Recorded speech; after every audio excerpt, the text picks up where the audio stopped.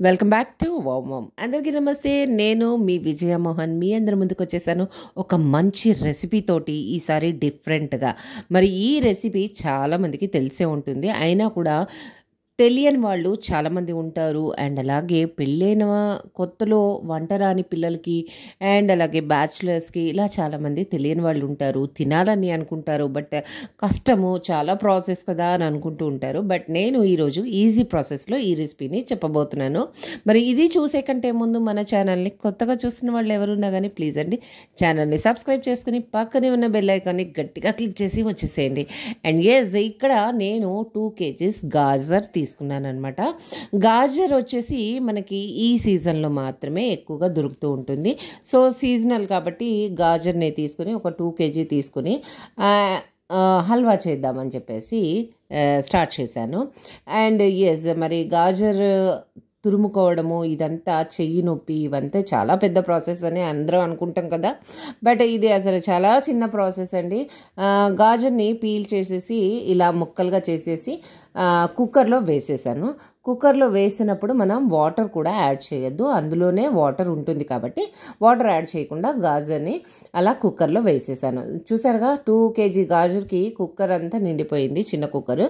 So అలా వేసేసి దానిలో ఇష్టం ఉంటే ఒక 3 స్పూన్స్ పాలు పోసుకోవచ్చు, లేదంటే అలాగే పెట్టేసి మూత పెట్టేసుకుని ఒక ఆల్మోస్ట్ మనకి 7-8 విజిల్స్ వచ్చే వరకు, మరీ మెత్తగా కాకుండా ఒక 7-8 విజిల్స్ వచ్చే వరకు ఉడికించేసుకోవాలి.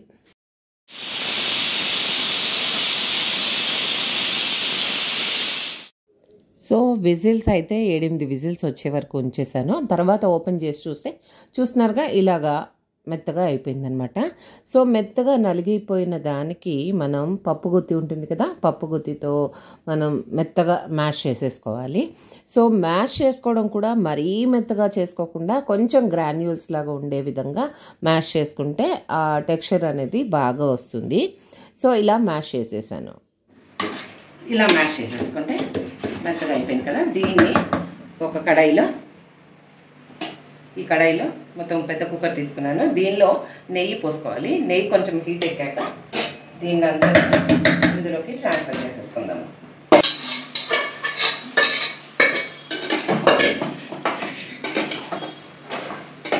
సో ఆల్రెడీ బాయిల్ అయిపోయింది కాబట్టి మనం ఎక్కువసేపు చేయాల్సిన అవసరం లేదు దీనికి.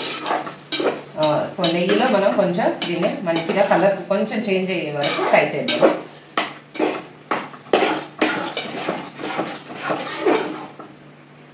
చూసారా మెత్తగా ఎలా కుక్ అయిపోయిందో. మనం బాయిల్ చేసాం, అదే మనము తరుక్కుని అవన్నీ చేస్తే చాలా పెద్ద ప్రాసెస్ ఉంటుంది. ఇదైతే మనం ఇలా ముక్కలుగా కట్ చేసుకుని ఉడకబెట్టేసుకుని ఇలా చేసుకుంటే చాలా ఈజీ ప్రాసెస్ అనమాట. ఒక పావు గంటలో మనకి గాజర్ హల్వా రెడీ అయిపోతుంది అనమాట. సో ఇప్పుడు కొంచెం ఇలా ఉండగానే మనం మిల్క్ మేడ్ తీసుకుంటున్నాము. సో మిల్క్ మేడ్ మనకి షుగర్ ఎక్కువ వాడని వాళ్ళు మిల్క్ మేడ్ వాడుకోవచ్చు, లేదు షుగర్ కావాలి అనుకున్న వాళ్ళు షుగర్ మాత్రమే వేసుకోవచ్చు. బట్ ఇవాళ రేపు షుగర్ ఎక్కువ వాడట్లేదు కాబట్టి మనం మిల్క్ మేడ్ మాత్రమే వాడుతున్నాము.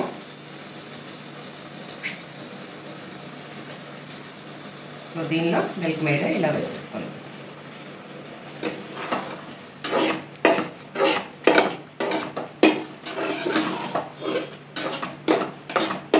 కొంచెం ఉడికే టైంకి ఇలాగ వేసేసుకున్నాక మనం కొంచెం ఉడికే టైంకి టేస్ట్ చూసుకుని మనకి ఎవరికి స్వీట్నెస్ ఎక్కువ కావాలి అనుకున్న వాళ్ళు కొంచెం షుగర్ యాడ్ చేసుకోవచ్చు, లేదంటే మనం ఇంకొంచెం మిల్క్ మేడ్ యాడ్ చేసుకోవచ్చు.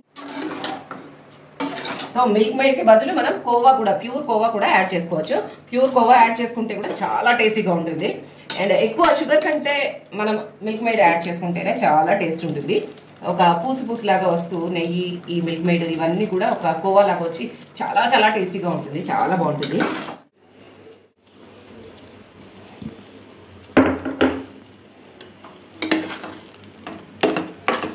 సో ఇలా ఇలాచి ఒక 5-6 ఇలాచీలు దంచేసి ఆ పొడి కూడా ఫ్లేవర్ కోసం యాడ్ చేసేసుకున్నాము.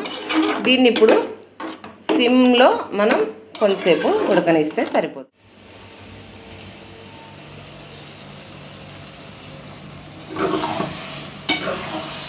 సో చూస్తున్నారు కదా కలర్ చేంజ్ అవుతుంది, రెడ్ కలర్ అవుతుంది. సో ఇప్పుడు మనం ఇంకా కొంచెం సిమ్లో పెట్టేసి, దగ్గర పడిపోయింది, ఆల్మోస్ట్ దగ్గర అయిపోయింది అంతా కూడా. ఈ టెక్స్చర్ అంతా కూడా ఈ విధంగా రావాలి. అంటే మనం కప్లో వేసుకొని తినేట్టుగా ఉండాలన్నమాట. మరి కొంచెం ఎక్కువసేపు ఉంచితే తీగ పాకం వచ్చేసి గట్టిగా అవుతుంది. సో అలా రాకుండా ఉంటేనే బాగుంటుంది ఈ హల్వా. సో ఇప్పుడు మనం నెయ్యి వేసేసుకుందాం.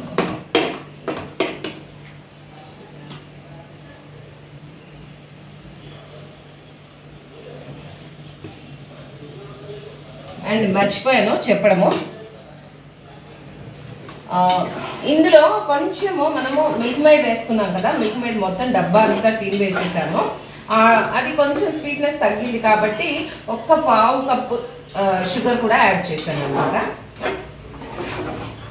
సో నెయ్యి వేసేసాక చూసారా ఎంత బాగా వచ్చిందో. ఇది చూడండి ఎంత బాగుందో, వాసన కూడా మస్తు ఉందన్నమాట. ఇలాచీ అండ్ ఈ గాజర్ ఫ్లేవర్ నెయ్యి వాసన మస్తుంది.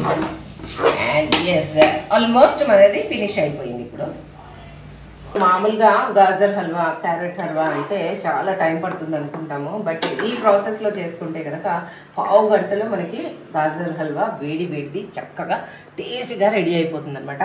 సో చాలా ఈజీ కదా. మరి నాకైతే చాలా చాలా ఇష్టము. అండ్ ఎస్పెషల్గా మా ఇంట్లో మా రాజుకి మా రచ్చుకి కూడా చాలా చాలా ఇష్టం అనమాట ఈ గాజర్ హల్వా. సో ఇది ఈ సీజన్లో గాజర్ ఎక్కువ దొరుకుతుంది కాబట్టి ఈ సీజన్లో చేసుకుంటే చాలా బాగుంటుంది.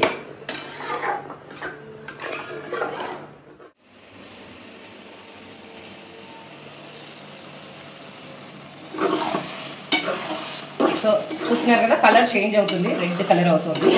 సో ఇప్పుడు మనం ఇంకా కొంచెం సిమ్లో పెట్టేసి దగ్గర పడిపోయింది, ఆల్మోస్ట్ దగ్గర అయిపోయింది అంతా కూడా. ఈ టెక్స్చర్ అంతా కూడా ఈ విధంగా రావాలి. అంటే మనం కప్లో వేసుకొని తినేట్టుగా ఉండాలన్నమాట. మరి కొంచెం ఎక్కువసేపు ఉంచితే తీగ పాకం వచ్చేసి గట్టిగా అవుతుంది. సో అలా రాకుండా ఉంటేనే బాగుంటుంది ఈ హల్వా. సో ఇప్పుడు మనం నెయ్యి వేసేసుకుందాం.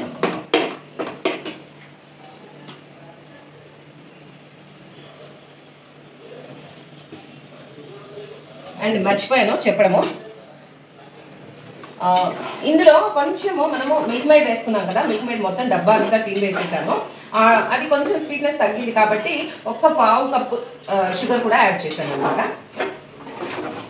సో నెయ్యి వేసేసాక చూసారా ఎంత బాగా వచ్చిందో. ఇది చూడండి ఎంత బాగుందో, వాసన కూడా మస్తుంది అన్నమాట. ఇలాచీ అండ్ ఈ గాజర్ ఫ్లేవర్ నెయ్యి వాసన మస్తుంది. అండ్ ఎస్ ఆల్మోస్ట్ మనది ఫినిష్ అయిపోయింది. ఇప్పుడు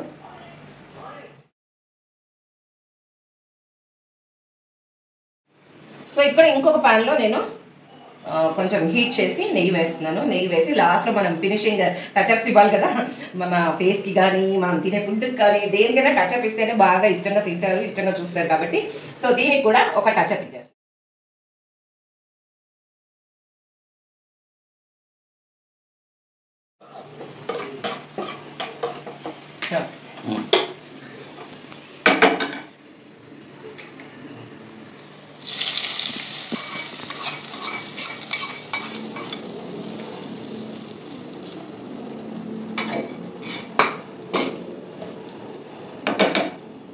సో చూస్తున్నారు కదా క్యారెట్ హల్వా రెడీ, క్యారెట్ కాదు సారీ గాజర్ కా హల్వా రెడీ అయిపోయింది అనమాట. ఎంత టేస్టీగా ఉంటుందో, మిల్క్ మేడ్ వేయడం వల్ల ఆ టేస్ట్నెస్ వస్తుంది, లేదా కోవా వేసుకుంటే కూడా అదే టేస్ట్నెస్ వస్తుంది. షుగర్ వేయడం వల్ల ఏంటంటే ఎక్కువ స్వీట్నెస్ వచ్చేసి అండ్ డయాబెటిక్ వాళ్ళు కూడా తినలేకపోతారు, అందుకని నేను మిల్క్ మేడ్ వేసాను. సో చూస్తున్నారు కదా ఎంత బాగుందో. అండ్ వేడి వేడిగా ఇష్టం ఉన్న వాళ్ళు చక్కగా తినేసేయచ్చు అనమాట. ఆల్మోస్ట్ ఇప్పుడు అది ఎన్ని కేజీస్ అయి ఉంటుంది?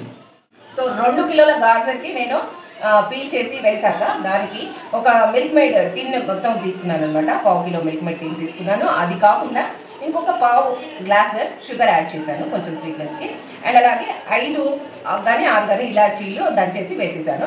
అండ్ కాజు కిస్మిస్, నెయ్యి వచ్చేసి మనకి ఇష్టం ఉన్నంత వేసుకోవచ్చు. ఒక హాఫ్ కప్ నెయ్యి వేసుకుంటే సరిపోతుంది. సో ఈజీగా ఒక పావు గంటలో యమ్మీ యమ్మీ టేస్టీ ఆల్మోస్ట్ 2.5 కేజీస్ అయింది ఇప్పుడు ఇది స్వీట్.